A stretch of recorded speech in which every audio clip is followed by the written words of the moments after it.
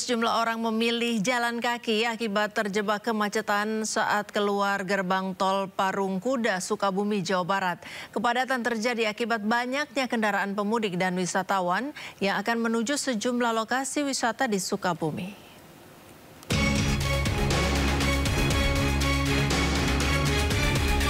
Antrian kendaraan terjadi jelang gerbang tol Sukabumi, Jawa Barat pada hari Selasa kemarin. Kepadatan terjadi akibat banyaknya kendaraan pemudik dan wisatawan yang akan menuju sejumlah lokasi wisata di Sukabumi seperti Pantai Pelabuhan Ratu dan Situ Gunung. Di tengah situasi itu sejumlah pengunjung turun dari kendaraannya untuk berjalan kaki menuju pintu keluar tol Parung Kuda. Para pengendara mengaku terjebak di jalan tol Bocimi selama 2 jam. Selain di eksit tol Parung Kuda, kepadatan lalu lintas juga terjadi di ruas jalan arteri Parung Kuda, Cibadak. Dari Bogor. Dari Bogor? Iya. Berapa jam Bu kalau coba macet Bu? Oh, udah ada 3 jam. 3 jam ya? Iya. Ini Ibu akibat macet akhirnya jalan kaki? Iya. Iya, kasih banyak punya ya? Iya, sama-sama Pak. Mogok ya. Mogok kita diam di mobil, terus sementara antrian semakin panjang, perjalanan dari Cibadak Cijeruk sini aja 2 jam belum sampai Pak. Untuk mengurai kepadatan, sejumlah personel dari Satlantas Polres Sukabumi diterjunkan. Untuk mengurai kepadatan, sejumlah personel dari Satlantas Polres Sukabumi diterjunkan.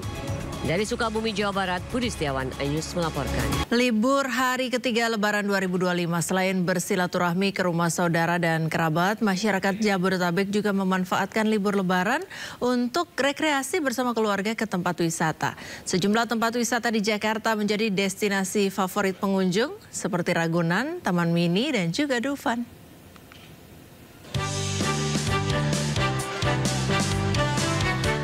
Hari ketiga libur Lebaran, berbagai tempat wisata di Jakarta ramai dikunjungi masyarakat. Salah satunya di Taman Marga Satwa Ragunan, Jakarta Selatan. Antusiasme pengunjung pun terlihat sejak pintu masuk, di mana terjadi antrean panjang dan kemacetan di sekitar lokasi. Jumlah pengunjung diprediksi mencapai puncaknya, yakni 100.000 orang. Dengan hanya membayar tiket sebesar Rp3.000 untuk anak-anak dan Rp4.000 untuk dewasa, pengunjung bisa melihat berbagai koleksi hewan yang beragam seperti jerapah, gajah, dan kanguru. Menjadikan tempat wisata ini cocok untuk dikunjungi keluarga. Pihak pengelola bahkan memberikan pelayanan khusus bagi kelompok masyarakat tertentu. Tapi memang ada kebijakan tersendiri ya untuk rombongan kaum disabilitas ya. Itu free malah, bukan diskon lagi, malah free. Kemudian lansia juga free. Untuk seperti yang kemarin disampaikan oleh Pak Gubernur bahwa penerima KJP pun free ya. Itu sudah ada aturannya itu. Taman Mini Indonesia Indah juga masih menjadi destinasi wisata masyarakat Jabodetabek dan sekitarnya di libur Lebaran. Pihak pengelola TMI menyebut total pengunjung di hari pertama dan kedua saja sudah mencapai 20.000 orang. Di sini, pengunjung bisa menikmati beberapa fasilitas transportasi lokal. Seperti bus listrik hingga skuter listrik yang bisa membawa Anda berkeliling menikmati sederet anjungan. Nah, di sini banyak wisatanya. Saya mau naik skuternya. Di sini banyak museum-museum, ya biar saya lebih banyak tahu. Kayak ramah anak-anak juga. Banyak sih kan, banyak museum juga, terus banyak area, ya banyak anjungan-anjungan juga, terus kayak bisa ekspor Indonesia dalam satu lingkup ini gitu. Selain itu, dunia fantasi juga jadi tempat favorit bagi masyarakat Jabodetabek dan sekitarnya untuk berwisata. Di sini, pengunjung menikmati keseruan berbagai wahana permainan. Seperti komedi putar, biang lala, dan kora-kora. Tim Liputan, iNews melaporkan. Kawasan wisata Ancol juga dipadati pengunjung untuk mengisi libur panjang Lebaran. Untuk mengurai antrean kendaraan yang masuk, petugas keamanan melakukan buka tutup ke arah gerbang timur. Pantai Ancol hingga Rabu sore masih dipenuhi wisatawan. Selain berenang dan bermain pasir, banyak wisatawan menikmati suasana pantai dan deru ombak bersama dengan keluarga. Kawasan wisata Ancol memang masih menjadi salah satu primadona saat musim libur Lebaran.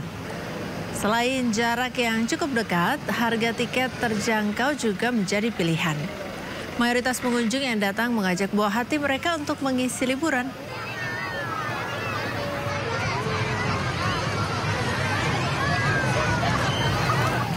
Di momen libur panjang Lebaran, kawasan wisata Ancol selalu menjadi tempat favorit untuk berlibur bersama dengan keluarga. Selain harga tiketnya yang terjangkau, lokasi yang dekat menjadi pilihan warga Jabodetabek.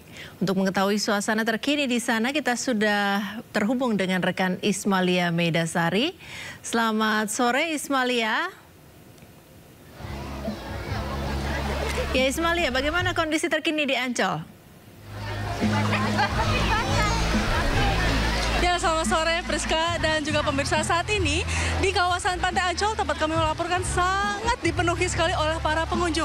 Namun Priska, seperti yang diketahui ini banyak di belakang saya, memang banyak para pengunjung yang sedang berteduh dikarenakan ini terjadi atau hujan yang turun tiba-tiba yang berada di Pantai Ancol. Namun dengan turunnya hujan ini cukup lebat, Priska, di sini tidak menurunkan antusias para pengunjung di Pantai Ancol. Mereka saat ini sedang berteduh, yang tadinya mereka berenang bersama keluarga, mereka bermain pasir. Saat ini mereka sedang berteduh dikarenakan memang terjadinya hujan di Pantai Ancol.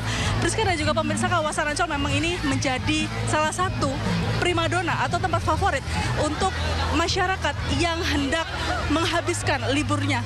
Apalagi saat ini memang libur Lebaran, ini momen yang sangat istimewa sekali, Priska, ketika berkumpul bersama keluarga. Banyak dari pengunjung yang memang tadi saya sempat sedikit berbincang dengan salah satu pengunjung. Ini mereka memang memilih untuk tidak mudik dan menghabiskan waktunya di Jakarta.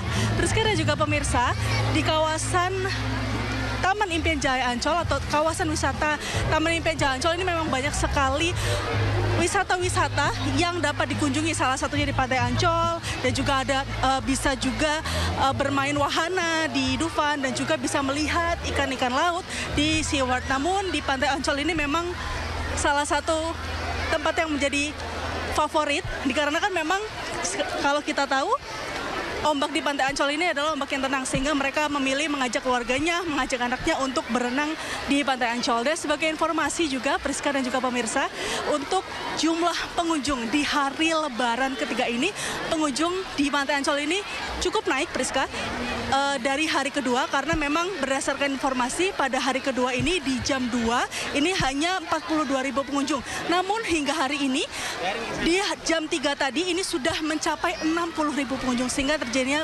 peningkatan di antara hari Lebaran kedua dan hari Lebaran ketiga. Kembali ke Anda, Priska. Ya, terima kasih Ismalia Meidasari melaporkan langsung dari kawasan wisata Ancol, Jakarta Utara. Selamat bertugas kembali. Pemirsa, wisata air di Kabupaten Bekasi, Jawa Barat ramai pengunjung. Selain bermain air, pengunjung juga dapat menikmati aneka wahana dengan harga yang relatif terjangkau.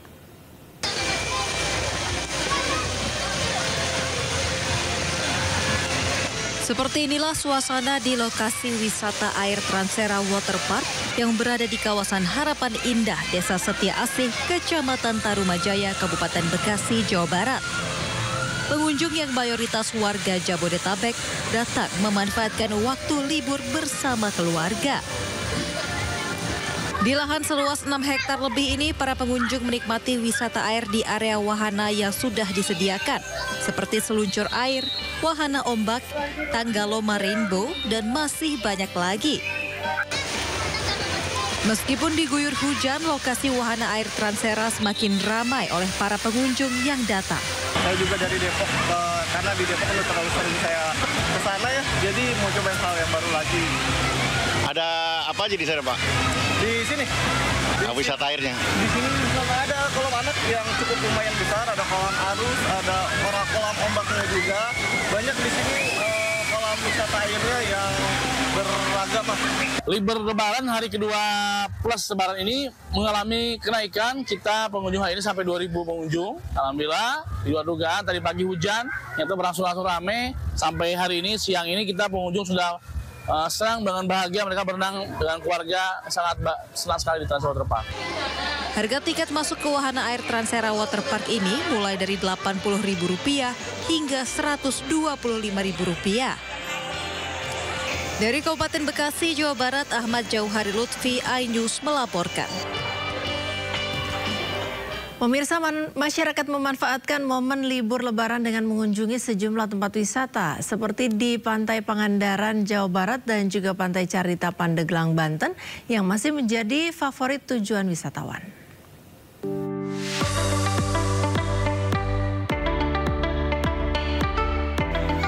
Menghabiskan waktu libur Lebaran, para wisatawan memenuhi Pantai Pangandaran, Jawa Barat. Pantai Pangandaran masih menjadi tujuan wisatawan karena tempatnya yang nyaman dan asik. Selain bisa berenang, bermain pasir, pengunjung juga bisa menaiki perahu bersama keluarga. Pada hari pertama Lebaran saja, lebih dari 14.000 wisatawan memenuhi Pantai Pangandaran. Liburan Lebaran. Kenapa lebih memilih di hari pertama libur? Soalnya besoknya lagi kerja, jadi mulai sibuk. Selain rekayasa arus lalu lintas, untuk mengantisipasi kepadatan pengunjung, Pantai Pangandaran juga menambah petugas jaga sekaligus gate tambahan.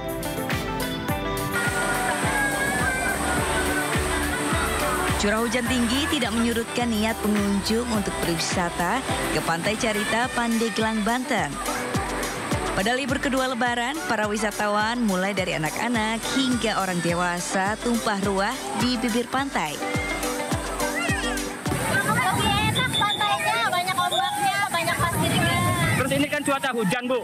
Ini takut nggak, Bu? Enggak, saya sih enggak. Udah biasa kesini, pilihannya Carita. Oke.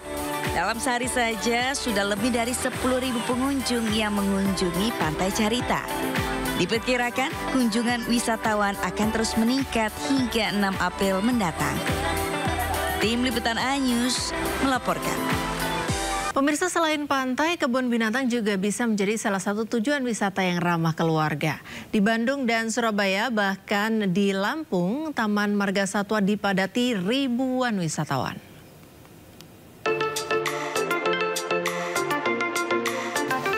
Usai silaturahmi dan bermaaf-maafan, saatnya untuk liburan. Salah satunya wisata Marga Satwa, paling cocok untuk berlibur bersama keluarga. Bandung Zoo di Jalan Taman Sari, Kota Bandung. Sejak pagi, lebih dari 5.000 wisatawan antre di 2 pintu masuk. Kepadatan wisatawan juga terlihat di seluruh area dalam Bandung Zoo.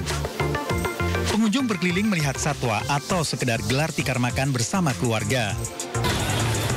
Tak hanya Bandung Zoo, Kebun Binatang Surabaya juga jadi favorit liburan warga Jawa Timur pasca Lebaran ini. Tidak hanya melihat koleksi satwa, pengelola KBS juga menyiapkan parade budaya jaranan yang menambah semarak suasana liburan. Wisata kebun binatang juga menjadi favorit warga yang mudik ke Pulau Sumatera, salah satunya di Lembah Hijau, Bandar Lampung. Dikenal dengan maskot gajah Sumatera, area wisata seluas 30 hektar ini menyajikan panorama alam hijau dari ketinggian. Juga dilengkapi dengan 400 koleksi satwa. Pengunjung bisa melihat atraksi burung, bahkan bisa berinteraksi langsung dengan pengunjung. Dan bagi Anda yang ingin menikmati, berkunjung, berwisata di momen Lebaran 1446 Hijriah ini, dengan harga terjangkau Anda bisa menikmati dan bermain bersama satwa-satwa yang berada di kawasan ini. Dari Lampung, Indra Setiabudi, Jamie Jasin, iNews melaporkan. Bingung menghabiskan waktu libur Lebaran? Anda bisa datang ke negeri di atas awan, Wonosobo, Jawa Tengah. Di sana ada tradisi unik menerbangkan balon udara dengan beragam warna, motif, dan juga ukuran. Seperti apa kemeriahannya? Simak informasinya berikut ini.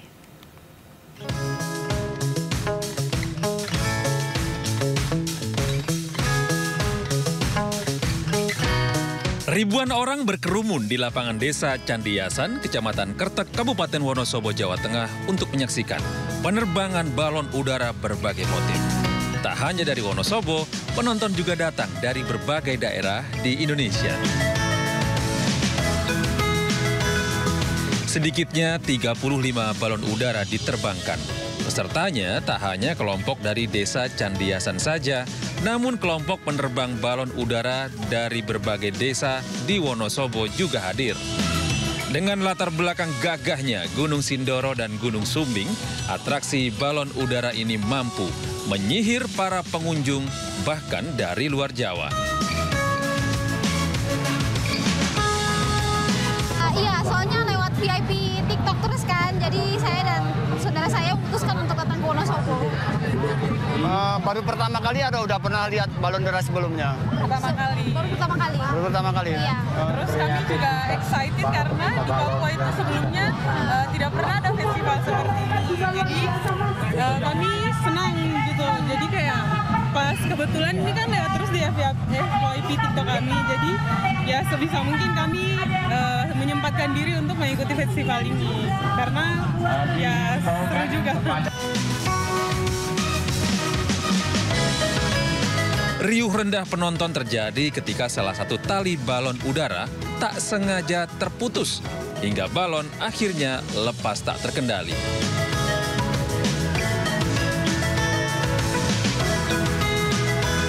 Untuk festival balon kali ini 2025 untuk tujuannya mengedukasi masyarakat, mempertahankan tradisi Wonosobo, tapi tetap dengan aturan yang berlaku. Dengan cara ditambatkan agar tidak mengganggu jalur penerbangan.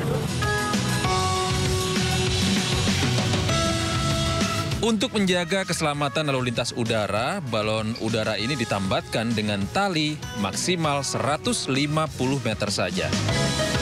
Puncak perayaan tradisi balon udara ini akan digelar pada hari Minggu 6 April mendatang di alun-alun Wonosobo. Dari Wonosobo, Jawa Tengah, Didik Dono, iNews melaporkan. Anda yang kebetulan mudik atau libur lebaran di Cilacap, Jawa Tengah, tidak boleh melewatkan kegiatan menarik yang satu ini, tradisi nobeng. Demikian sebutannya, yang adalah tradisi menangkap ikan di Cilacap dengan tangan kosong yang diikuti oleh ratusan warga.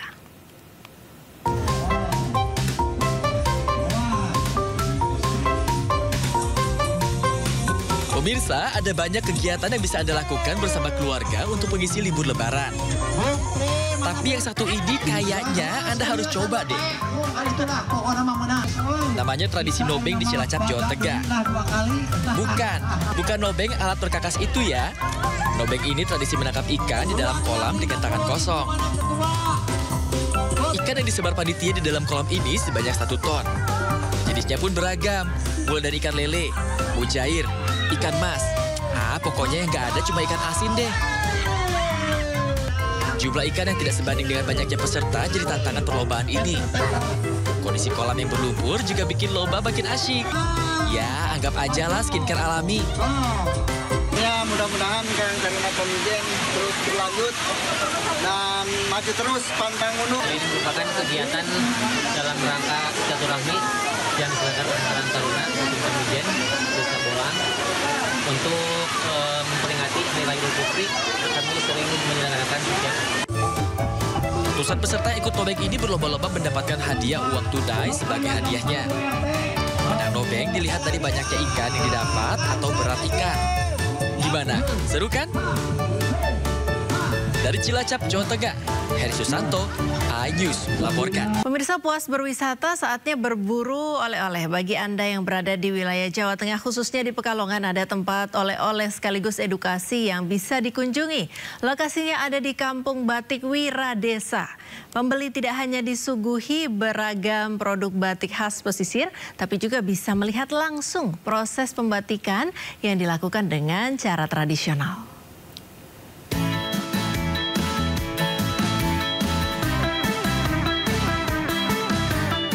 Wiradesa merupakan sebuah kampung di Pekalongan, Jawa Tengah yang terkenal dengan kampung batik. Sebagai salah satu kampung destinasi wisatawan lokal hingga mancanegara, kekhasan motif batik Pekalongan sudah diakui dunia. Guratan-guratan canting dari tangan-tangan profesional pembatik memperkaya keunikan motif flora dan fauna dari setiap batik yang dihasilkan. Perpaduan warnanya pun dipilih dengan teliti untuk mendapatkan kain batik yang banyak diminati. Nah, menariknya di Kampung Batik Wiradesa ini, pecinta batik tidak hanya disuguhkan berbagai pilihan motif batik, aneka warna dan kebutuhan, tapi juga kita diperbolehkan melihat langsung proses pembuatannya. Nah pemirsa, uniknya di sini selain kita bisa langsung membeli kain batiknya, tapi kita juga bisa melihat langsung proses membatik, mulai dari membatik menggunakan lilin, kemudian proses pewarnaan hingga proses finishingnya. Dikenal sebagai batik pesisir, batik Pekalongan merupakan akulturasi budaya Jawa, Cina, Belanda, dan Jepang.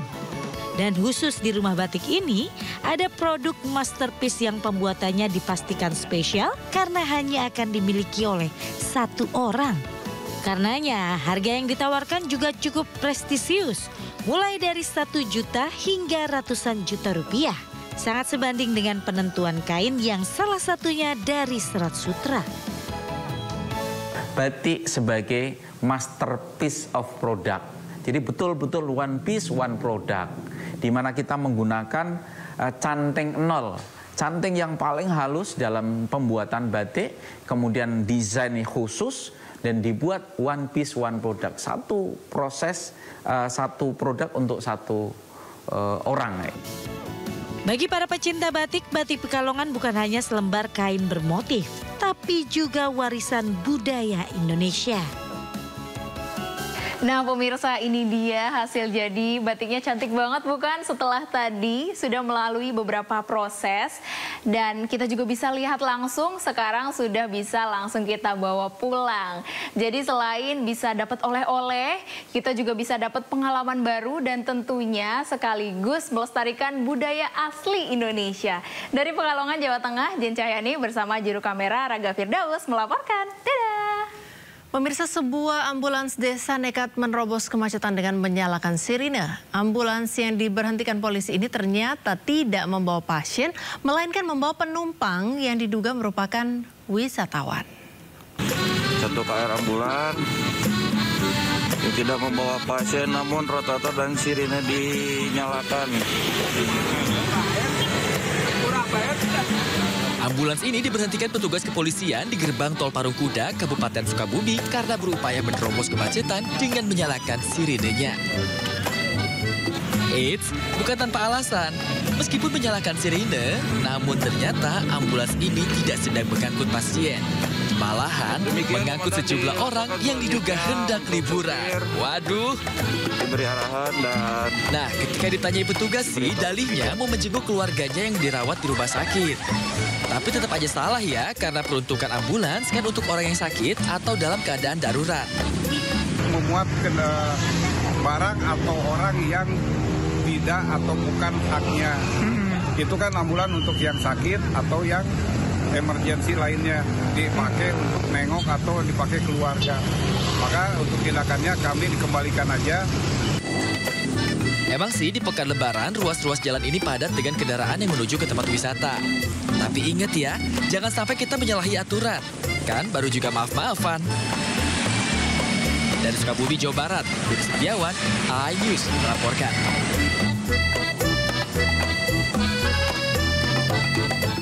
Sementara itu pemirsa, polisi memberhentikan dan menegur pengemudi mobil pickup yang mengangkut penumpang untuk menuju lokasi wisata. Sebelumnya polisi melarang mobil pickup digunakan untuk mengangkut orang.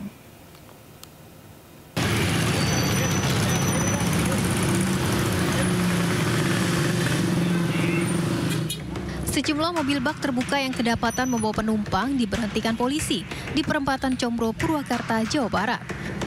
Bak terbuka berpenumpang ini digunakan untuk mengangkut warga yang hendak berwisata. Selain diberhentikan, pengemudi mobil juga mendapat teguran oleh polisi. Selain itu, polisi juga memberi himbauan pada sopir untuk tidak membawa rombongan warga ke tempat wisata karena rawan terjadi kecelakaan. Sementara para sopir bak terbuka beralasan menggunakan bak terbuka lebih ekonomis. Ya, adanya pick-up, Pak. Adanya pick-up. Kan ini apa namanya itu dilarang Pak ini Pak? Iya. Tahu tadi ini dilarang Pak ya? Tahu, kirain untuk hari raya bisa gitu. Mau ke Cikau Pak. Dari mana? Dari Cikampek. Di Karawang. Iya. Khususnya pada saat pelaksanaan operasi Ketupat Lodaya 2025 ini, pada saat ini H+1 terkait arus lalu lintas yang terlihat pada saat ini yaitu banyaknya pengunjung yang menggunakan kendaraan bak terbuka atau kendaraan angkutan yang digunakan untuk mengangkut orang. Di hari kedua Lebaran, arus lalu lintas di jalur arteri Jakarta-Bandung, tepatnya perempatan Combro Purwakarta terpantau padat. Rata-rata kendaraan membawa warga yang hendak bersilaturahmi, serta menuju sejumlah lokasi wisata di Purwakarta dan Bandung.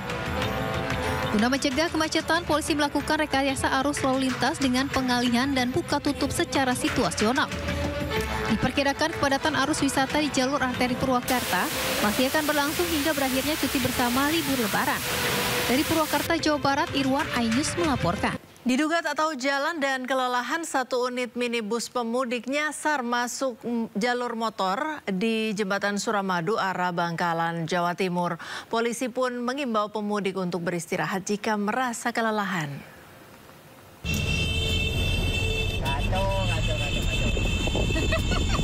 Minibus berwarna putih yang diduga pemudik ini terekam amatir masuk jalur motor di Jembatan Suramadu arah Surabaya menuju Bangkalan.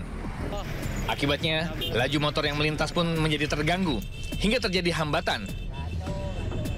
Warga mengaku memaklumi kejadian ini karena diduga pemudik berasal dari luar Madura yang jarang melintasi Jembatan Suramadu. Namun diduga juga pengemudi mobil kelelahan sehingga tanpa sadar nyasar ke jalur yang bukan peruntukannya. Akibatnya, polisi mengimbau agar pemudik roda 2 maupun roda 4 beristirahat sejenak di pos peristirahatan jika merasa lelah. Selain sebagai antisipasi kerawanan kejahatan jalanan, pos-pos tersebut juga untuk memberikan kenyamanan bagi para pemudik yang beristirahat sejenak. Dari Bangkalan, Jawa Timur, Taufik Syahrawi, iNews melaporkan. Memasuki hari ketiga Lebaran, antrean panjang kendaraan terjadi di eksit tol Ciawi hingga Simpang Gadok yang mencapai 3 km lebih. Ribuan kendaraan di hari ketiga Lebaran terjebak kemacetan parah menuju kawasan wisata Puncak Bogor, Jawa Barat. Polisi pun melakukan rekayasa arus lalu lintas berupa ganjil genap dan one way satu arah dari arah Jakarta menuju Puncak.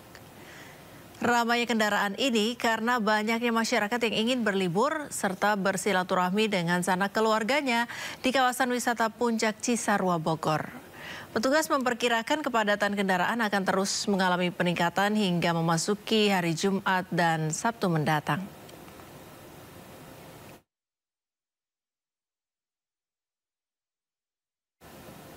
Sementara itu sejumlah orang memilih jalan kaki akibat terjebak kemacetan saat keluar gerbang tol Parung Kuda, Sukabumi, Jawa Barat.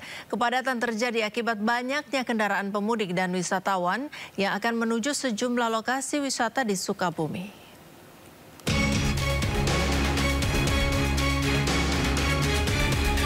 Antrian kendaraan terjadi jelang gerbang tol Sukabumi, Jawa Barat pada hari Selasa kemarin. Kepadatan terjadi akibat banyaknya kendaraan pemudik dan wisatawan yang akan menuju sejumlah lokasi wisata di Sukabumi seperti Pantai Pelabuhan Ratu dan Situ Gunung. Di tengah situasi itu sejumlah pengunjung turun dari kendaraannya untuk berjalan kaki menuju pintu keluar tol Parung Kuda. Para pengendara mengaku terjebak di jalan tol Bocimi selama 2 jam. Selain di eksit tol Parung Kuda, kepadatan lalu lintas juga terjadi di ruas jalan arteri Parung Kuda, Cibadak. Dari Bogor. Dari Bogor? Iya. Berapa jam Bu kalau jebak macet Bu? Oh, udah ada 3 jam. 3 jam ya? Iya. Ini Ibu akibat macet akhirnya jalan kaki? Iya. Iya, kasih banyak punya ya? Iya, sama-sama Pak. Pegel ya. Pegel kita diam di mobil, terus sementara antrian semakin panjang, perjalanan dari Cibadak Cijuruk sini aja 2 jam belum sampai Pak. Untuk mengurai kepadatan, sejumlah personel dari Satlantas Polres Sukabumi diterjunkan. Untuk mengurai kepadatan, sejumlah personel dari Satlantas Polres Sukabumi diterjunkan. Dari Sukabumi, Jawa Barat, Budi Setiawan, iNews melaporkan. Bagaimana pantauan arus lalu lintas di Jalan Raya Lembang, Bandung, Jawa Barat? Kita simak laporan Brigadir Audi. Selamat sore Brigadir Audi, seperti apa kepadatan lalu lintas di Jalan Raya Lembang di libur Lebaran kali ini?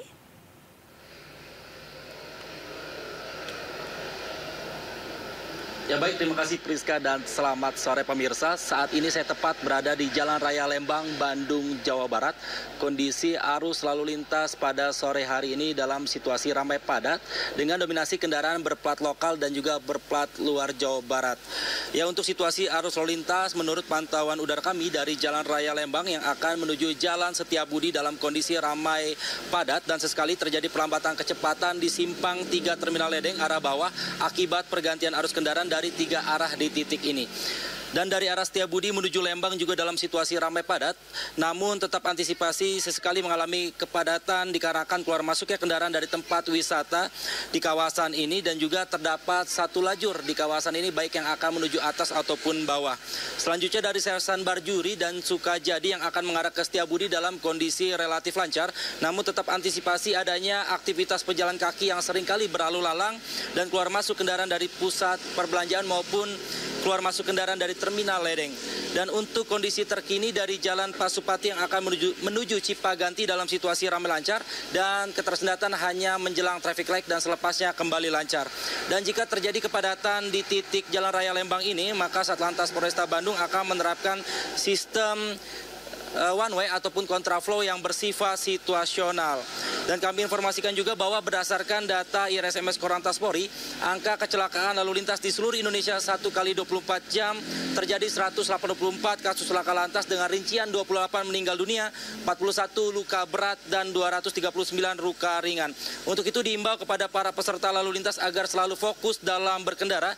Jika merasa lelah dan mengantuk, silakan manfaatkan pos-pos pelayanan terpadu di setiap jalur wisata ataupun mudik yang sudah disediakan oleh Kepolisian Republik Indonesia. Dan demi kenyamanan bersama, tetap ikuti arahan petunjuk petugas kami di lapangan demi kelancaran dan keselamatan dalam berkendara. Bagi Anda yang ingin mendapatkan informasi arus lalu lintas selengkapnya, Anda dapat menghubungi call center kami di 1500669 atau melalui SMS Center di 9119. Mudik aman, keluarga nyaman. Sekian Brigadir Audi melaporkan langsung dari Jalan Raya Lembang, Bandung, Jawa Barat. Kita kembali ke studio. Silakan Priska. Ya, terima kasih Brigadir Audi melaporkan dari Jalan Raya Lembang, Bandung, Jawa Barat. Selamat bertugas kembali. Jelang arus balik Lebaran 2025, Korlantas Polri memprediksi penerapan one way lokal akan tetap diberlakukan mulai besok. Hal ini dengan mempertimbangkan aktivitas pemudik yang sudah mulai mengarah ke Jakarta. Korlantas Polri menyebut evaluasi akan terus dilakukan dari kilometer 188 Palimanan berdasarkan traffic counting. Korlantas selalu akan mempertimbangkan kembali perpanjangan one way pada 5 April nanti hingga diberlakukan one way nasional pada tanggal 6 April di Gate Tol Kalikangkung, Semarang, Jawa Tengah.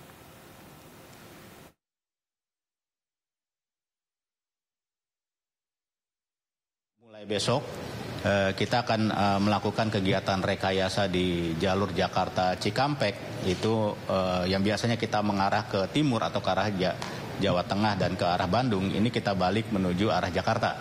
Ya, mulai kita pasang, kemudian kita juga dengan melihat bangkitan arus lalu lintas dan traffic counting yang ada, kita akan mulai melakukan kegiatan one way lokal dari mulai kilometer 188 Palimanan. Ya, diharapkan ini bisa menarik masyarakat terutama yang dari kawasan Cirebon, Kuningan dan sekitarnya untuk bisa memanfaatkan ini.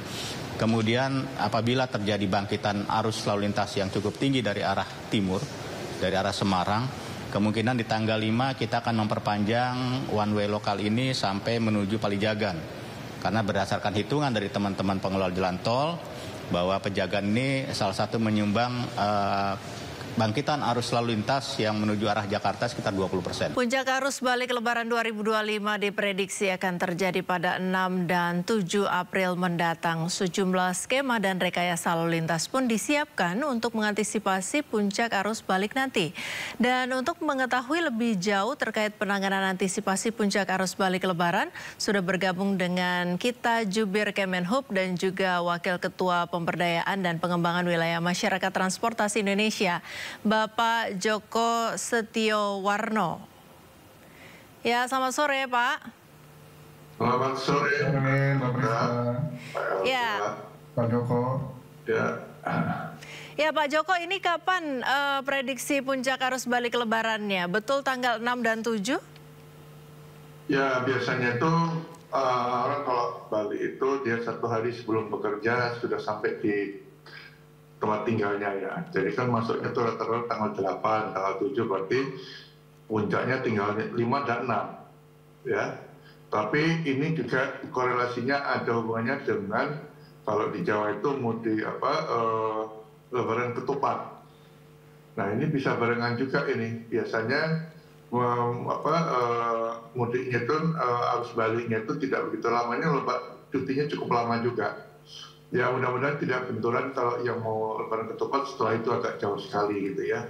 Tapi memang kalau balik itu tidak sesegera sepertinya mudik gitu kan, karena waktunya agak lebih longgar biasanya, terutama yang informal. Tapi kalau yang bekerja di pabrikan, di kantoran itu tentunya sudah ada schedule yang mau mereka harus masuk. Jadi tidak bisa tidak, ya mungkin mulai hari ini pun sudah ada mulai bergerak agar tidak benturan dengan pada saat puncak. Makanya kan ada tawaran-tawaran untuk tarif khusus atau diskon untuk tarif tol ini sangat menarik juga agar pemudik itu lebih cepat untuk kembali ke Jakarta dan sekitarnya sebagai tarikan perjalanan cukup tinggi gitu. Ya, kalau dari Pak Elba sendiri apa strategi dari pemerintah untuk mengurangi kemacetan di musim arus balik nanti, Pak? Ya, Kementerian Perhubungan bersama Korlantas dan pemerintah daerah sudah menyiapkan sejumlah skenario, Mbak Priska. Di jalan tol Trans Jawa tadi sudah disampaikan oleh Pak Korlantas ada one way, satu arah baik lokal sampai nasional tanggal 6 nanti, kemudian kontraflow juga sudah berjalan, dan juga di pelabuhan, di penyeberangan juga sudah disiapkan pemecahan pemudik arus balik ini di sejumlah pelabuhan, misalnya dari Lampung ke Jawa nanti selain pelabuhan Bakauheni juga disiapkan pelabuhan Bikabeton dan juga pelabuhan BBJ. Jadi masing-masing kita siapkan untuk memperlancar arus balik ini dengan sangat baik seperti ketika kita menyiapkan arus mudik sebelumnya, Mbak Priska. Baik, kalau dari Pak Joko, apa rekomendasi dari masyarakat transportasi Indonesia terkait penanganan antisipasi puncak arus balik nanti, Pak? Ini tadi sudah dijelaskan oleh Pak Elba bahwa dari Kemenhub ada beberapa hal yang akan dilakukan. Tapi kalau dari MTI sendiri bagaimana, Pak? Ya tentunya kalau waktunya sudah singkat seperti ini tidak bisa banyak-banyak berrekomendasi, karena ini katakanlah beberapa hari ini kan sudah ditetapkan, tinggal dilaksanakan saja. Paling nanti kami akan merekomendasikan untuk mudik lebaran akan datang seperti apa tahapan-tahapan yang dikerjakan. Tapi kalau sekarang ini sudah ada, itu dikerjakan aja dengan beberapa skenario-nya ya, termasuk juga yang di penyeberangan Merak Bakauheni yang dapat dikatakan kemarin sudah cukup berhasil, artinya lebih lancar ketimbang tahun sebelumnya. Ini juga mudah-mudahan lebih berhasil lagi, karena saya katakan kalau arus balik itu biasanya lebih landai dan penanganannya mungkin lebih simpel. Kalau di penyeberangan seperti itu karena luasan jaringan jalannya juga lebih bagus ketimbang di Merak. Nah, hal-hal yang kecil-kecil ini tinggal dimainkan skenario-nya, tapi nanti kalau ini sudah selesai, kami akan memberikan rekomendasi bagaimana untuk yang akan datang, terutama ya 1 tahun ke depan. Itu harus diterapkan. Tapi kalau sekarang tinggal jangka pendek, tinggal dilaksanakan saja. Dan beberapa persiapan kan seperti tadi ada diskon untuk tarif tol gitu kan, ada one way, kemudian ada juga kontraflow dan sebagainya. Ini juga menjadi bagian program kebijakan untuk menangani arus balik. Gitu. Baik, kalau tadi Anda sudah sebutkan bahwa yang jalur laut sudah cukup berhasil, kira-kira kalau jalur darat apa yang menurut Anda paling efektif untuk dilakukan? Apakah harus kombinasi semuanya atau ada yang lebih menonjol yang bisa dilakukan, Pak? Ya, ini kalau darat ini di jalan tol terutama itu masih terjadi ya kemacetan itu di rest area. Nah, mungkin ini penetapan rest area ini memang dulu ketika membangun tidak berpikir bahwa itu untuk arus mudik seperti sebanyak ini. Oleh sebab itu ini tekankan kalau rest area itu memang tidak bisa menerima, ya setidaknya bukan ditutup saja ketimbang itu menjadi sumber kemacetan, karena orang berharap akan masuk ya dengan VMS yang ada di jalan tol diumumkan tutup semua, silakan keluar aja dari rest area di luar, ketimbang mereka berharap dengan adanya rest area di situ mereka bisa masuk, ternyata tidak, bahkan menjadi sumber kemacetan. Termasuk juga dilarang untuk di bahu jalan. Ini kan masih terjadi juga, mereka lelah, keluarnya males, akhirnya bahu jalan ini menjadi tempat untuk istirahat. Padahal bahu jalan itu digunakan untuk kondisi darurat. Bila terjadi hal-hal yang tidak diinginkan, masih ada tersedia satu lajur untuk digunakan. Nah, untuk apa? Kendaraan yang memang akan membantu dalam kondisi darurat itu. Nah, ini benar-benar dilarang pada saat arus balik. Kemarin banyak ditemukan pada saat mudik itu penggunaan bahu jalan yang berlebihan, mereka lelah dan sebagainya sampai beristirahat yang cukup lama. Ya. Baik, Pak Elba, kalau soal tol gratis bagaimana Pak? Apakah bisa juga menjadi salah satu pilihan untuk efektif mengurangi kepadatan di arus balik? Ya, diskon tarif ya, baik jalan tol maupun kereta dan pesawat memang ditujukan untuk terjadi pemerataan arus mudik dan arus balik, Mbak Priska. Dan ini kita lihat ketika arus mudik sudah cukup efektif ya, mereka menjalankan pemerataan pemudik yang kembali ke daerah masing-masing, dan juga di arus balik ini dengan adanya pemotongan harga itu akan memberikan pemerataan mereka balik ke Jabodetabek dan kota-kota lain ya Mbak Priska. Baik, bagaimana dengan Pak Joko Pak? Kalau apakah dengan insentif yang diberikan akan kira-kira berdampak pada arus lalu lintas? Ya, saya kira 20% lumayan tinggi juga itu kan, lumayan untuk menghemat kan.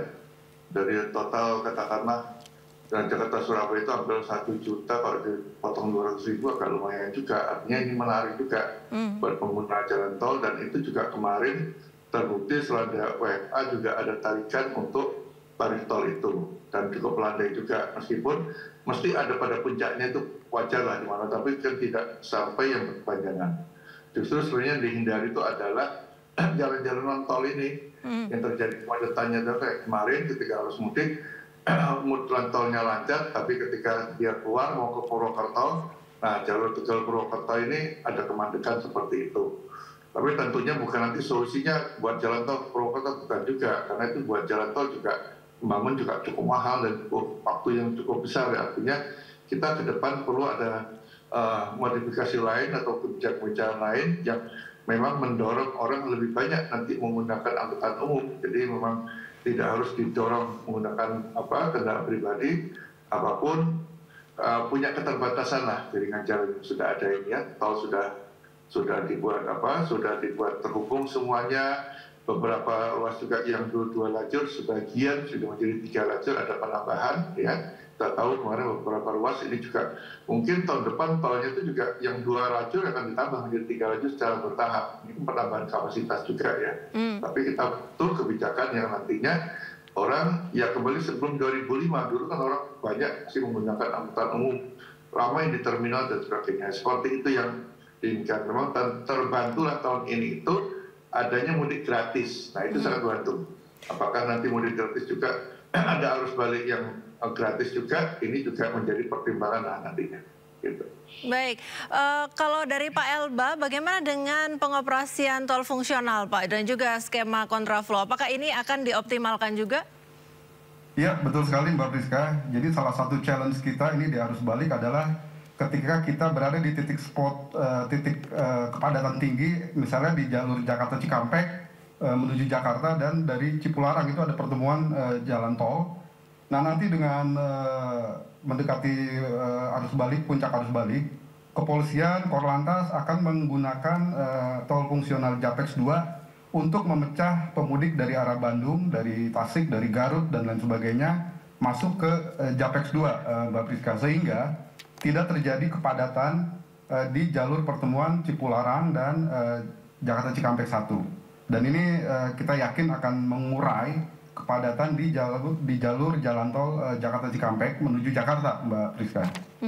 Kalau dari Pak Joko sendiri, Pak Joko sejauh ini menurut pantauan Anda dari tahun ke tahun, apakah tahun ini pemerintah sudah mempersiapkan mudik dan juga arus balik dengan baik, lebih baik dari tahun-tahun sebelumnya? Apa yang baru Pak yang bisa mungkin dilanjutkan begitu? Forumnya sama dengan tahun berikutnya. Yang baru tahun ini adalah untuk penyeberangan Merak Bakahuni, ya. Jadi H-5 itu tarif untuk kapal dibuat sama semua. Jadi tidak ada kapal eksekutif maupun reguler, ya. Itu membuat sama semua sehingga semuanya bisa tertampung di kawasan pelabuhan. Untuk ini kan dibagi 3 juga kan. Ada yang untuk bis umum dan pribadi ke Pelabuhan Merak, itu semua bisa tertampung. Meskipun di Pelabuhan Merak mereka juga menunggu cukup lama lah, ada sampai 5-6 jam. Tapi nggak masalah, karena kalau mandeknya di ruas tol dan di kawasan pelabuhan itu berbeda. Ruas tol mereka juga nggak bisa cari toilet, istirahat dan sebagainya. Tapi kalau di kawasan pelabuhan, nah mau cari makan dan sebagainya semua sudah tersedia. Artinya secara fisiologis mereka juga senang juga, sudah lihat kapalnya, tinggal kapan mau berangkat, begitu ya. Nah, kemudian angkutan barang juga sudah dipisah. Meskipun angkutan barang ini ya terpisah, membuat kemarin itu sedikit sepi juga yang Merak ini, karena semua sudah masuk ke BBJ, jadi Pelabuhan Bandar Bakauheni ada di Bojonegara, kemudian menuju Pelabuhan Bandar Bakauheni ada di Bakahuni. Nah, ini cukup menarik, dan untuk sepeda motor sudah dipisah. Nah, ini mungkin dipertahankan. Tinggal nanti yang arus baliknya, kalau arus balik sebenarnya itu mereka sudah ada sistem pelambatan, delaying system yang ada dilakukan di sana dengan beberapa ketentuan, yang entah itu di jalan tol maupun di arteri yang ada di Lampung.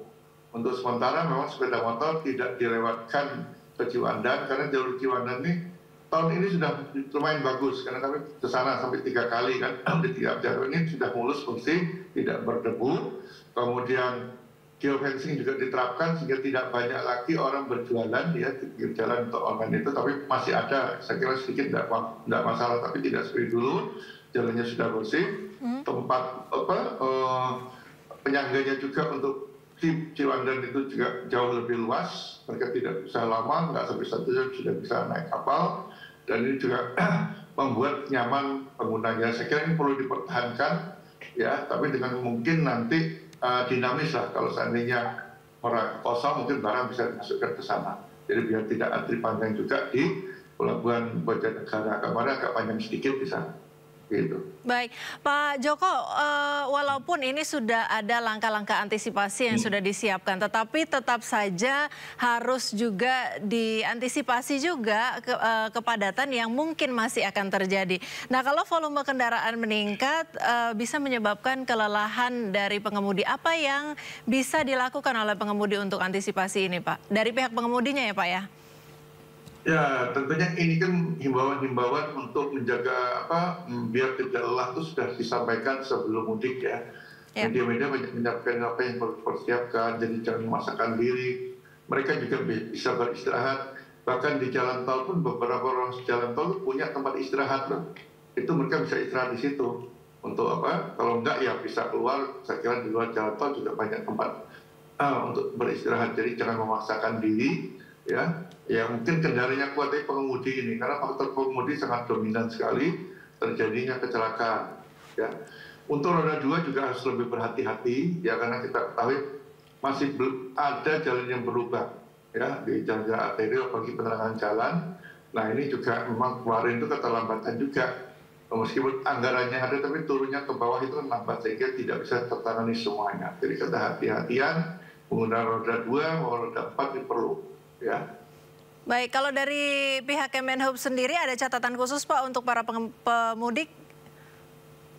Iya Mbak Priska, kita setuju tadi Pak Joko sudah mengatakan faktor utama adalah stamina pemudik nih, kesehatan. Kalau sudah lelah dia harus istirahat. Ya. Dan di jalan arteri pun pemerintah sudah menyiapkan banyak rest area yang bisa dipakai oleh para pemudik, baik itu kendaraan pribadi maupun motor, terutama motor Mbak Priska. Misalnya kita sudah bekerja sama dengan Kementerian Agama, di sepanjang Trans Jawa ini ada 200 lebih masjid yang bisa dipakai oleh para pemudik untuk beristirahat, untuk melepas lelah atau ibadah selama 24 jam. Kemudian juga Kementerian Perhubungan menyiagakan jembatan-jembatan timbang di sepanjang jalan di Jawa ini sebagai rest area juga Mbak Priska, sebagai rest area sehingga pemudik bisa menjaga staminanya ketika sudah lelah dia berhenti. Selain juga banyak tempat-tempat lain yang bisa mereka berhenti, rumah makan, taman, kantor pemerintah dan lain sebagainya. Nah, ini penting sekali, apalagi juga Menteri Perhubungan Pak Dudi Purwagandi selalu memberikan arahan kepada para pengemudi, jika sudah 4 jam, 3 jam, 4 jam mengemudi, dia harus istirahat karena memang ada batas kelelahan kita ketika kita mengemudi, apalagi ini di jalan yang padat ya Pak Jokowi. Jadi memang perlu sangat kesadaran tinggi bagi pengemudi untuk segera beristirahat ketika dia sudah lelah. Demikian Mbak Priska. Baik, boleh terakhir Pak ditegaskan kembali Pak Elba, ini tanggal yang perlu diantisipasi terkait dengan puncak arus balik ini tanggal berapa, dan imbauan untuk para pemudik terakhir boleh Pak? Ya siap, jadi puncak arus mudik ini memang 5 dan 6 April tadi sudah disampaikan oleh Pak Joko juga. Di jalan darat, di jalan tol memang puncak arus mudik tanggal 6 April Mbak Priska. Di beberapa bandara itu tanggal 5 April seperti di Kupang, juga di penyeberangan di Bakauheni ke Merak juga puncak arus mudik kita perkirakan terjadi pada tanggal 5 April. Nah, himbauan dari pemerintah, dari Kementerian Perhubungan, dari Korlantas adalah bahwa keselamatan adalah prioritas, kelancaran adalah yang utama, dan masyarakat jika menggunakan kendaraan pribadi, menggunakan motor, tetap mematuhi aturan-aturan lalu lintas yang ada. Jangan mengubah rambu-rambu yang ada di jalan atau pembatas-pembatas jalan di jalan. Jika lelah, segera beristirahat. Jika menemukan rest area atau masjid, bisa dijadikan tempat mereka untuk beristirahat. Demikian Mbak Priska. Baik, terima kasih Pak Elba Damhuri, Jubir Kemenhub, dan juga Wakil Ketua Pemberdayaan dan Pengembangan Wilayah Masyarakat Transportasi Indonesia Bapak Joko Setiowarno sudah bersama kami di Dialog Sindo sore hari ini. Selamat beraktivitas kembali Bapak-Bapak, salam sehat. Salam sehat, terima kasih Bu Rizka, terima kasih Pak Joko. Pemirsa, H+2 Lebaran arus lalu lintas di jalur arteri Pantura Cirebon, Jawa Barat terpantau ramai cenderung merayap di persimpangan Pemuda Kota Cirebon. Pemudik yang hendak kembali ke Jakarta memilih balik lebih awal untuk menghindari kemacetan di Pantura Cirebon. Kepadatan terjadi di persimpangan 4 lampu merah jalur arteri Pantura Pemuda Kota Cirebon. Para pemudik ini mulai tersendat di titik persimpangan lampu merah Jalan Pemuda hingga persimpangan 4 Palimanan. Sementara arus mudik dari arah Jakarta menuju arah timur masih terpantau ramai lancar.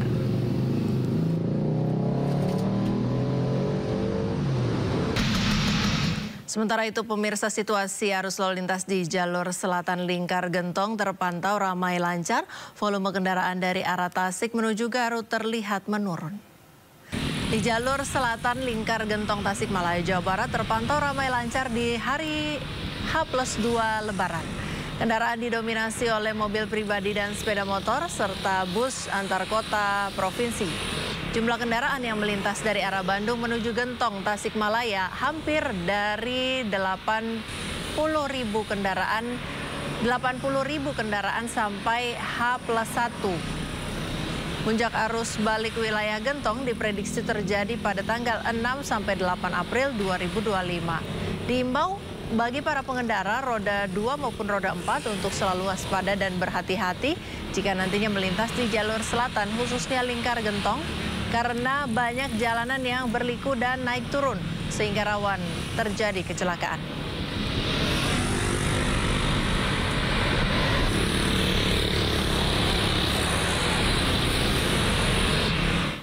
Ya, lebih dari 18.500 kendaraan melintasi gerbang tol Cikatama di hari ketiga Lebaran.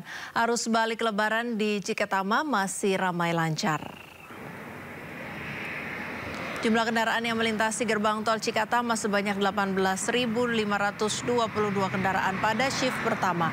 Sebanyak 13.358 kendaraan masuk melalui gardu tol menuju Palimanan. Sedangkan arus balik menuju Jakarta, volume kendaraan mencapai 303.000 kendaraan. Puncak arus balik diprediksi pada 6 April mendatang. Untuk mengantisipasi arus balik Trans Jawa Jakarta dialihkan ke tol Cisumdawu Padalenyi dan Cipularang. Data dari Jasa Marga, lebih dari 1,9 juta kendaraan meninggalkan Jabodetabek selama periode H-10 hingga H+1 Lebaran.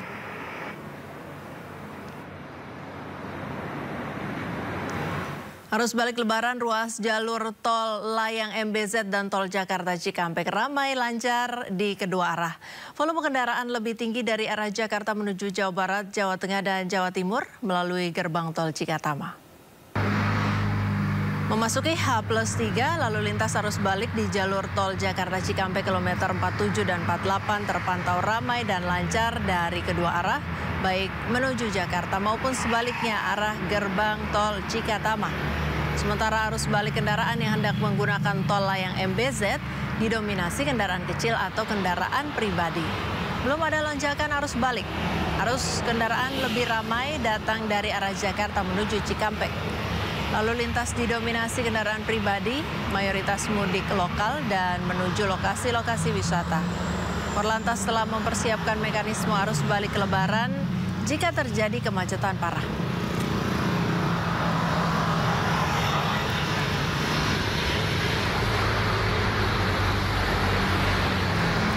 H+2 Lebaran volume kendaraan di rest area kilometer 57 tol Cikampek masih mengalami peningkatan 4 kali lipat dari hari biasa.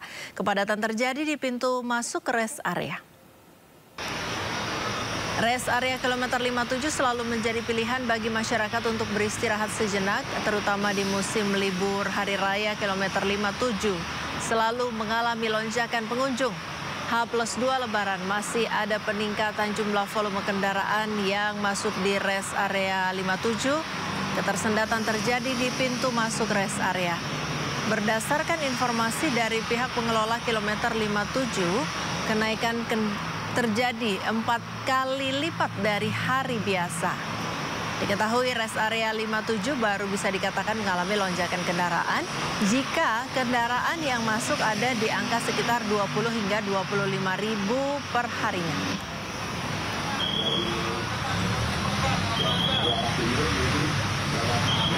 H+2 Lebaran Idul Fitri 1446 Hijriah, stasiun Wush dipadati ribuan warga yang akan mudik Lebaran ke Bandung pada Rabu pagi. Antrian nampak terlihat panjang di scan tiket untuk masuk ke peron. Mereka mengaku memilih naik Wush karena menghindari kemacetan di jalan raya.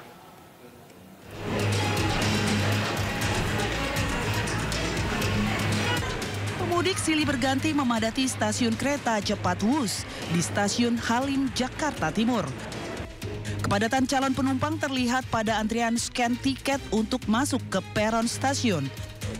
Ramainya penumpang juga terlihat di ruang tunggu sebelum check-in naik kereta cepat Wush.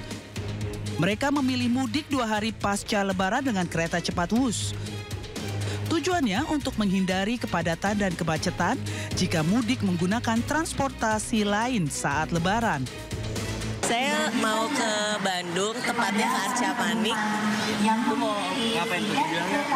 Mau kumpul keluarga besar suami. Kenapa sih Pak memilih Wush ini kereta cepat ini Pak?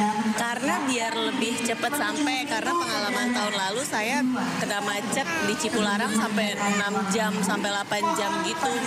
Jadi lebih memilih naik Wush untuk tahun ini. Naik Wush aja ya? Iya. Harga tiket kereta cepat Wush dinilai murah oleh para calon penumpang, yaitu dengan harga Rp275.000 untuk sekali perjalanan. Dari Jakarta, Rio Manik, iNews melaporkan. Hari ketiga Lebaran mulai terjadi arus balik Lebaran di stasiun Pasar Senen, Jakarta. Padatnya pemudik balik ini terjadi sejak dini hari tadi setelah melalui perjalanan malam dari Jawa Barat, Jawa Tengah maupun Jawa Timur. Salah satu alasan para pemudik kembali lebih awal adalah untuk menghindari kepadatan arus balik Lebaran. Tidak hanya arus balik di stasiun Pasar Senen, juga masih terdapat sejumlah calon pemudik yang baru akan pulang kampung. Pada periode masa angkut Lebaran 2025, PT KAI Daob 1 Jakarta mencatat 785.000 tiket ludes terjual untuk keberangkatan dari Jakarta. Sementara untuk kedatangan 698.000 penumpang dengan rata-rata per hari 31.000 penumpang tiba di area Daob 1 Jakarta.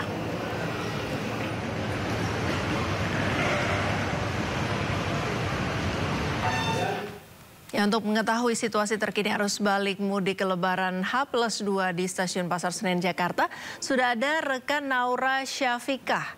Selamat sore Naura, bagaimana situasi stasiun Pasar Senen di hari ketiga Lebaran tahun ini?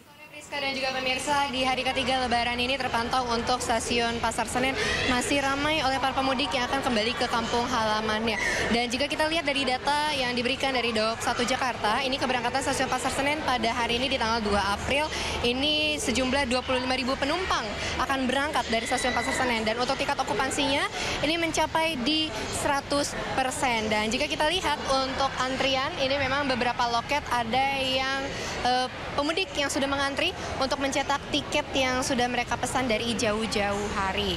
Nah, ini dia beberapa keberangkatan yang sudah siap untuk berangkat dan juga para pemudik yang sedang mengantri untuk loket cetak tiket. Dan untuk setiap loketnya ini juga sudah difasilitasi dengan petugas yang akan membantu para pemudik untuk mencetak tiket di stasiun Pasar Senen. Dan jika kita lihat juga dari ruang tunggu keberangkatan, ini juga dipadati oleh para pemudik yang sudah siap dengan barang bawaannya, kemudian juga bersama dengan keluarga untuk kembali untuk berangkat ke kampung halaman. Namun untuk Priska dan juga pemirsa, jika kita lihat untuk arus baliknya ini memang masih terbilang cukup lenggang karena dari arus balik ini masih di tanggal 4 hingga 6 April mendatang. Namun untuk hari ini untuk arus balik bisa kita bilang dari Daob 1 Jakarta menginformasikan bahwa okupansinya di 45% dan itu masih akan terus bertambah mungkin hingga nanti di puncak arus baliknya. Dan juga diperkirakan untuk puncak arus balik nantinya untuk jumlah penumpang yang akan datang ke stasiun Senen berjumlah 45.000. Sekian dari stasiun Senen, kembali ke studio. Ya, Naura Syafika melaporkan langsung dari stasiun Pasar Senen, Jakarta. Selamat bertugas kembali. Wakil Presiden Republik Indonesia Gibran Rakabuming Raka memuji langkah putra Presiden Prabowo Subianto, Ragawo Hedi Prasetyo Joyo Hadikusumo atau Didit Prabowo yang sudah menemui mantan Presiden Megawati maupun Jokowi pada hari pertama Lebaran Senin kemarin. Pujian kepada Didit Prabowo disampaikan Wakil Presiden RI Gibran Rakabuming Raka usai meninjau pelaksanaan pembagian bantuan Wakil Presiden di Geraha Sabah, Solo, Jawa Tengah Selasa pagi. Gibran menyebut langkah Didit Prabowo tindakan luar biasa yang patut diapresiasi. Didit selaku putra Presiden Prabowo adalah sosok pemersatu yang memiliki semangat untuk mengumpulkan semua tokoh, baik tokoh-tokoh besar maupun tokoh-tokoh muda. Melihat Mas Didit yang juga sowan ke Bu Mega, Pak Jokowi, terus kemarin ketemu sama anak-anak presiden-presiden. Ya, terakhir kan pada waktu ulang tahun beliau, saya lihat Mas Didit ini selaku putra dari Pak Presiden Prabowo ini sangat harus kita apresiasi. Beliau punya semangat untuk mengumpulkan semua tokoh-tokoh besar, tokoh-tokoh muda, dan saya kira itu hal yang luar biasa sekali. Beliau sowan ke sana, kemari, menggandeng anak-anak muda. Saya kira itu hal yang patut diapresiasi. Ada kemungkinan juga Mas Didit akan mengundang para bapak-bapaknya. Boleh banget. Dan saya kira Mas Didit ini adalah tokoh yang bisa diterima semua pihak. Sebelumnya pemirsa, putra Presiden Prabowo Subianto Didit Prabowo berkunjung ke kediaman Presiden RI ke-7 Joko Widodo di Solo, Jawa Tengah. Didit juga menyempatkan diri bersilaturahmi ke kediaman Presiden ke-5 Republik Indonesia Megawati Soekarno Putri sebelum mengunjungi Jokowi.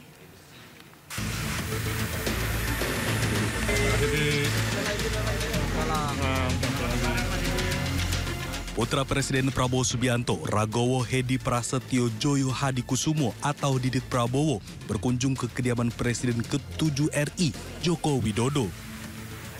Kedatangan Didit Prabowo dalam rangka silaturahmi di momen Hari Raya Idul Fitri 1446 Hijriah. Setelah berada di kediaman Jokowi selama sekitar 40 menit, Didit keluar tanpa menjawab pertanyaan awak media terkait perbincangannya bersama Joko Widodo. Didit hanya mengucapkan selamat Idul Fitri ke awak media. Selamat Idul Fitri. Mas, sebelumnya ke Ibu Megawati, sekarang ke Pak Jokowi, Mas. Apa memang ada perintah dari Bapak, Mas? Selamat Idul Fitri, Mas. Tadi ada pesan khusus dari Bu Mega gitu nggak, Mas? Ada pesan dari Bapak nggak, Mas, untuk Pak Jokowi? Ada pesan dari Bapak untuk Pak Jokowi, Mas? Sebelum berkunjung ke rumah Joko Widodo, Didit Prabowo juga bersilaturahmi ke kediaman Presiden RI ke-5 sekaligus Ketua Umum PD Perjuangan Megawati Soekarno Putri. Usai bertemu Megawati, Didit pun langsung keluar tanpa mengucapkan sepatah kata pun. Menurut Ketua MPR Ahmad Muzani, tidak ada pembicaraan khusus ketika berkunjung ke rumah Megawati. Pembahasan antara Didit dan Megawati hanya seputar lebaran dan makan-makan. Tim Liputan iJus melaporkan. Pemirsa, Idul Fitri menjadi momentum hangat bersilaturahmi. Sejumlah pejabat menyambangi kediaman para tokoh, terutama ke Presiden Republik Indonesia. Menariknya muncul isu reshuffle Kabinet Prabowo Subianto usai Lebaran.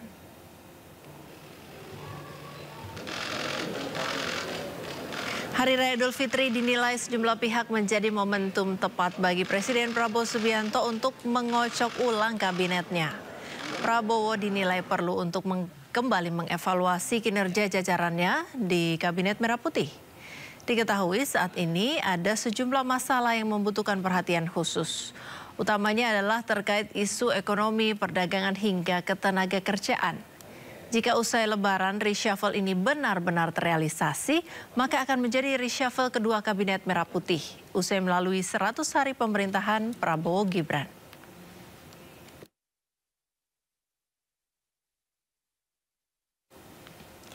Pemirsa, kabar duka datang dari dunia perfilman Indonesia. Aktor senior Reza Hetapi meninggal dunia Selasa malam pukul 9:04 malam waktu Indonesia Barat.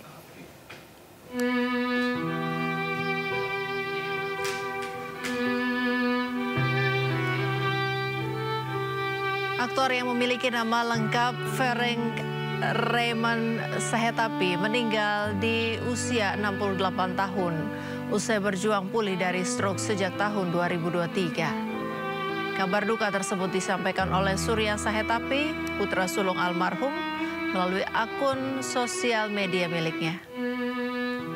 Reza Hetapi termasuk aktor senior yang pernah meraih banyak nominasi aktor terbaik dalam Festival Film Indonesia dari tahun 1984 hingga tahun 1990.